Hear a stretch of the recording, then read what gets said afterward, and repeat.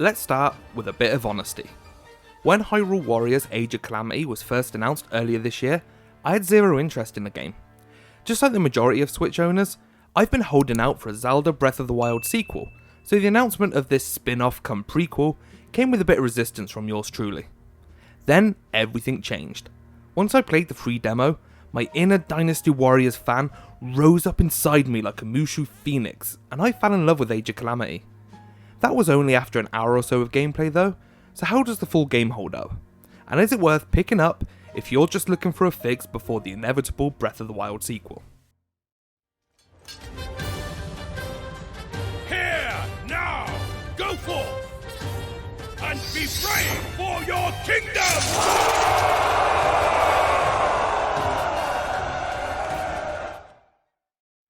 Firstly, I love the visuals and art style in this game.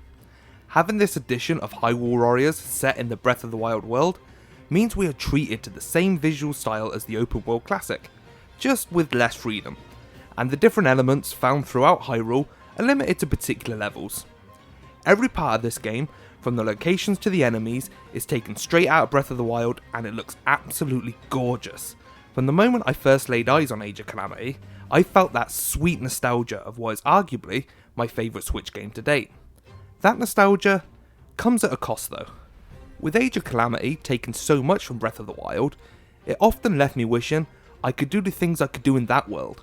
Even after hours of gameplay, I still find myself trying to climb surfaces and jump off ledges with my paraglider, only to be hit by invisible walls. I get that this game is trying to be something completely different, and you can't expect that level of freedom in Mushu games, but I still couldn't help but feel handcuffed at times. It's lucky then that Age of Calamity completely nails it when it comes to the type of gameplay it's trying to present. And yet, you have not changed. The Dynasty Warriors 1 vs 1000 style combat that Hyrule Warriors offers up is addictive, satisfying, and does what it sets out to achieve by making you feel like a god on the battlefield. Although I was just having a moan about some of the movement restrictions on the map, the polar opposite of that is how overpowered you are in comparison to Breath of the Wild's more difficult combat, and I love it. Yes, I love what's come before, but being able to turn my brain off and annihilate the same enemies which previously caused me headaches was a lot of fun, especially when the combat is this stylish and exciting. Don't be fooled into thinking this game is easy though.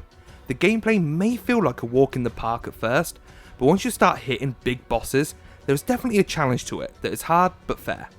Every character, of which there are many, has their own distinctive fighting style which will change depending on your choice of weapon.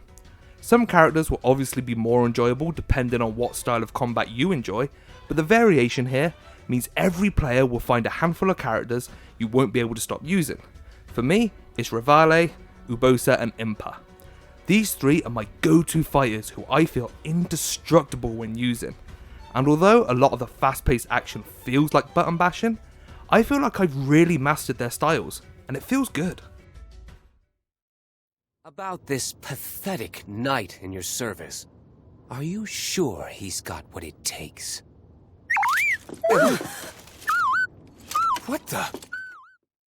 Having said that, the game does a fantastic job at encouraging you to regularly try out every character.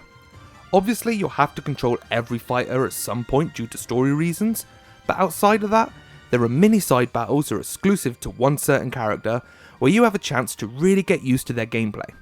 There's also a really handy upgrade system that allows you to spend in-game currency to level up your team to the level of your highest character.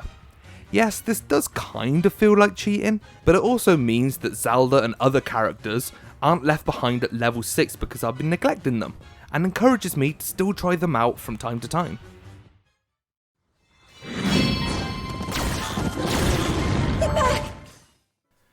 As many of you will already know, the story takes place before the events of Breath of the Wild, and tells the story of Zelda recruiting the 4 champions and their divine beast to try prevent Calamity Ganon's destruction of Hyrule. There's a lot going on here, including a time-travelling guardian, which I couldn't help but feel raises some questions which always arise when a story introduces time travel. I don't want to say too much more due to spoilers, but I will say that I really enjoyed the story, and it gave me a good enough reason to jump back into the game's excellent gameplay, even if it had some questionable moments along the way. However I am able to support you, I will. Just say the word. Regardless of the hit and miss story, we still get some excellent looking cutscenes which are voice acted to perfection by the same cast as Breath of the Wild.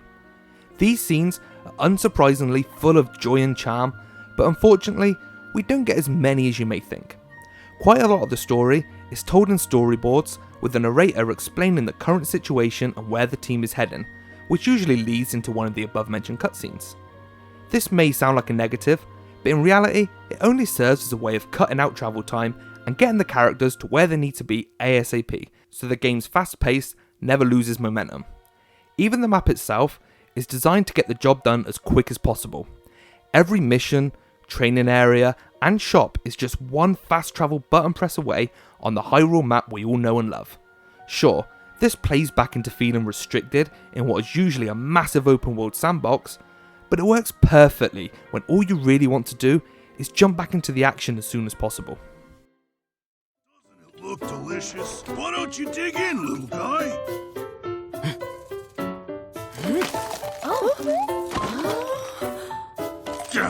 Sorry. How thoughtless of me. I should have brought some for you, tiny princess. Next time, I promise to bring enough for everyone. Overall, I've massively enjoyed my time with AgeofCalamity.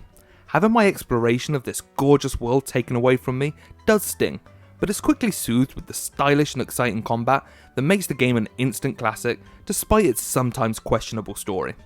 A great variation of playable characters and tons to do with them makes this game well worth your time if you're a fan of both Dynasty Warriors and Breath of the Wild.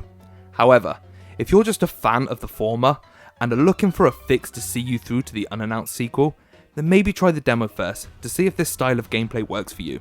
For me personally, I've had a hell of a time with it and haven't been able to wipe the smile off my face as I continuously try to drive my KO count as high as possible in every map. I give Hyrule Warriors AgeofCalamity an 8.5 out of 10.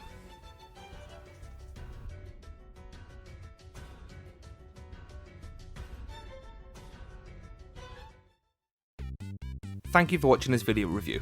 If you've enjoyed this video, remember to hit that like button and also make sure you subscribe for more videos similar to this. Also remember to check out the website where you can catch the written version of this review at respawning.co.uk. We're also on podcasts, so just search Respawning UK on your favourite podcast provider and you'll find us there. And also remember to check us out over on Twitter, Instagram and Facebook by once again just searching Respawning UK. I've been Mikey. Once again thanks for watching, and I'll see you next time.